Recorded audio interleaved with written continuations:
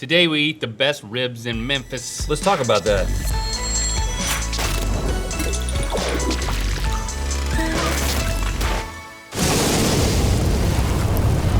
Good mythical morning. This week we are in Memphis, Tennessee, the home of the blues, the birthplace of rock and roll, and some of the best ribs on the planet. And we're gonna figure out which ones are the best. Yeah, we're in town visiting St. Jude Children's Hospital's headquarters. St. Jude is pioneering research and treatment for kids suffering from cancer and other life-threatening diseases at no cost to the families, which is really awesome. Yeah, and we're raising money for St. Jude with your help. You can give by clicking on the blue donate button. If you don't see the blue button or you just want more information, you can go to stjude.org/GMM. Okay, we love ribs. In fact, we are chronic sufferers of FOMO. That is fear of missing out on ribs. So we are determined not to miss out on any of the best ribs. We're gonna taste them and determine the official Good Mythical Morning best ribs in Memphis. It's time for Who's Got Dibs on the Best Memphis Ribs?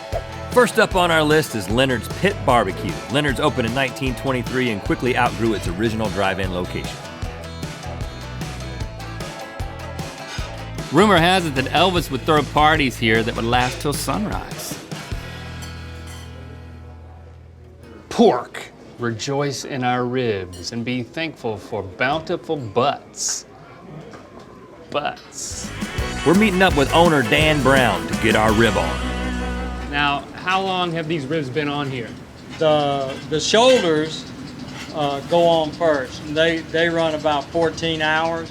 Whoa. And then Here we go. the ribs about 5. And stop. And what No temperature? whammies. What temperature you running each of these things? 220, the shoulders 220 and goes up to 260 when the ribs come on. Okay. So how long you been doing this?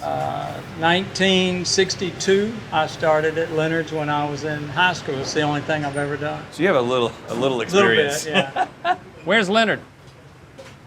You buried him right here? Yeah, right here, right up under that towel.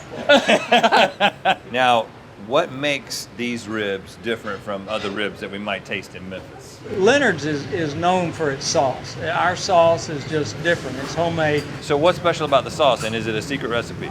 It definitely is a secret recipe. There are no barbecue places here that don't have a sweet red sauce. So Leonards is responsible for kind of defining what Memphis style barbecue I is. think so, without a doubt. Well, we can keep talking about ribs or we can start tasting them. Are you going dry first? I think I'm gonna go dry first. I think you should go dry to wet. Right. Because that's the way it would be in normal life, you know? I'm just You gonna pull you this usually apart. start dry and then you get wet. You know, Me? like You talking about me? on like a rainy day. Got a nice, perfect one right here. Now he talked about cooking these things 260 degrees, which kind of gives it a little bit more of a crispiness. That first bite was like sinking my teeth into heaven. Okay, well, it's difficult to imagine going anywhere from there up, Going anywhere up? but I'm going in for the wet ones. My You life. want to get wet with me? Yeah, let's get wet. So, Oh man. Uh-oh. That's got some molasses in there, a very sweet. but it's a little spicy at the same time. Now, I will say that this sauce is unlike any I've ever tasted. You gonna take notes? I want to remember this. That means Leonards. I'm also gonna know it's Leonard's because I'm gonna write Leonard's. That's smart. I think I'm going to make notes on both ribs. You ever notice that Leonards is spelled Leonards? Yeah. Next up is Charlie Vergas Rendezvous. Rendezvous has been slinging some of the best ribs in the city since 1948. Notable for having a spice rub that mixes Charlie's Greek roots with New Orleans Cajun inspiration and a little extra sparkle, this place is an institution. And we're ready to get institutionalized. This is really cool looking. It's like a basement. It is a basement. Okay, so this is the special place. This is where the magic is happening right now. You always want to put your ribs on skin side down. That's how you start cooking ribs. All right. And once they basically start browning off, all you have to do is turn it over on the meaty side to brown off. As long as we cook it, we always do that. Oh. We'll baste it. This is what I say helps tenderize and do stuff fine. And so what's in the baste? It's vinegar and pickle juice. Can Rhett baste it? Oh yes, it's very well. Oh my gosh. Look at that. I'm not gonna say it. What, that I'm a master baster? Right, not gonna say it. You guys are special in that you're using charcoal like this, right? There's not a lot of other people just using charcoal like this. Most people got what they call the Southern Prime. Because you can put your ribs on there and go in the house and sit down and come back out 3 or 4 hours later, your product is done. Right. But here, you have to watch it at all times. Because you can't walk off from the fire. If you do, you come back, boom. You can burn the whole thing. You burn the whole thing. Boom. So, what temperature for how long? 325 to 400 degrees. And how long does it stay on? We can cook a slab of rib in an hour and 30 minutes. So a little bit hotter, a little bit faster cook. You're not adding any extra wood. You've got No, we don't add. You've got the charcoal, and then you got the grease from the ribs coming down and seasoning the meat. Now this is the secret right here. He's gonna put the hot vinegar solution base on it. Oh. Then he sprinkle. This is what we call it, dry seasoning. We don't use a barbecue sauce at all. These are perfect ribs. Now, he was kind of talking crap about the ways that everybody else makes their ribs. They're different in every way. The old way is grilled. It's on charcoal. There's no wood. There's a guy tending to it the whole time. He's basting it the whole time. Yes. So a human is interacting with this rib for the entire time that's cooking. Plus, it's being cooked almost 100 degrees warmer, and it's only being cooked for an hour and a half versus over 4 hours. So it's basic. Totally different approach. The only thing that's the same is that it's a rib. Oh my. That's a good rib. Oh. I have absolutely no desire to put sauce on this. The rub's got like a Greek seasoning spiciness to it. I mean, that's what this rib does. It takes me to a happy place. I'm gonna do a thumbprint on this Rendezvous note page. Well, the funny thing I'll say is that as different as the approach was, there's not a massive difference in the taste. Like, they both still come across like a Memphis rib to me. Yeah, that's a good note. I just accidentally wiped my hand on my pants. I had a napkin. I moved the napkin and I wiped my pants. I'm gonna make a note about that.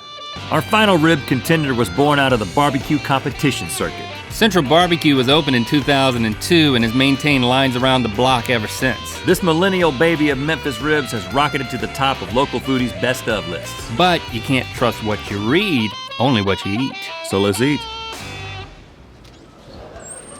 Oh, I like being corralled directly to the ribs. Oh yeah, smells good.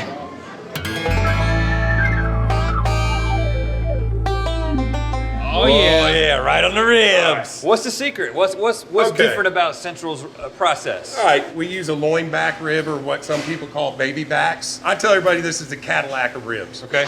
We rub them, let them marinate overnight, and then slow cook them. Okay, so you put the rub on it first. Yesterday.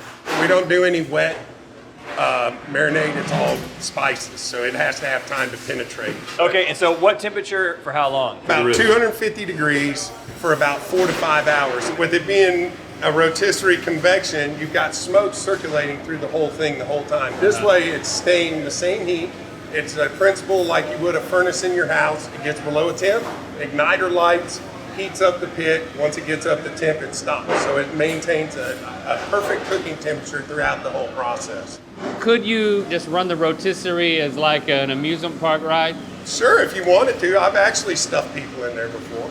I used to, when we first opened, I'd make guys climb in there to clean the pit and then close it behind them. Is that a threat if you don't win our competition? That's like It a could veiled be. threat. This is what happens if I come in third place. Okay. I won't fit, but he will. One other thing that we do that differentiates us from most other people that cook ribs, we're heating up the ribs, bringing them back up to temp, and caramelizing the sauce on them. Give it a minute or two on there, and then we're going to pull it off, and it's ready to eat. Okay, so unlike Rendezvous, these are low and slow. Yep, 4 or 5 hours. Yeah. And I think the most notable thing that he mentioned was they put the rub on the day before, and then it marinates in it overnight. Right. I'm gonna go for like a Get in the middle. a middle rib type situation. Oh my goodness. I don't know, you did something there. I don't know how I should feel about that. And some of this on top here.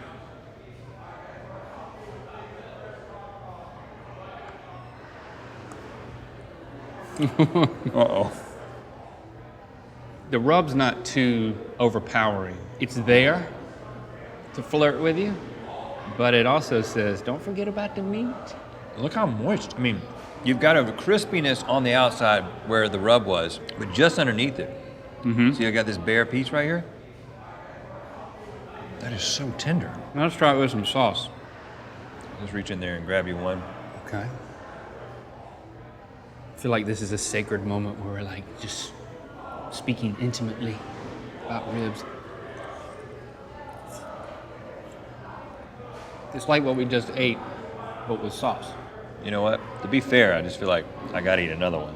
One thing is, it's not quite as, I'll say, crunchy on the outside as. One of the things that Bobby at Rendezvous said, and even Dan said it, is they didn't like it when it fell off of the bone. They wanted to do a little bit of work. They wanted it to come off clean, but they didn't want it to fall off. But this is almost falling off the bone. It's not though. But it's almost falling It's off not. the bone. I mean, if you got on like one of those shaker machines, it probably would, there it went, see? Yeah, but I pulled it first. So it's not completely falling off, it's a pull and fall. The old pull and fall technique. Look at that. That's what I'm gonna put my mark on my Yeah, I'm gonna do a little. note time. How do you spell wow? You spell it W-O-W, but it's whether or not you put an exclamation point after it. That's the real question. I did. Looks like you wrote bath, rest, Bath and Body Works, I gotta pick something up later. That's little lotion. Yeah. Gotta moisturize my fingertips. Okay, this is not going to be an easy decision. Now we gotta just search our souls.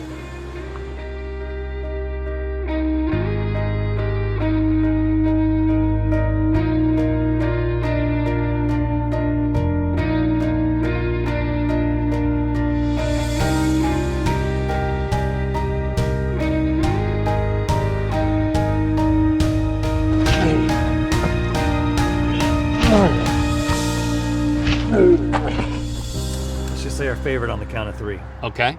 3, 2, 1.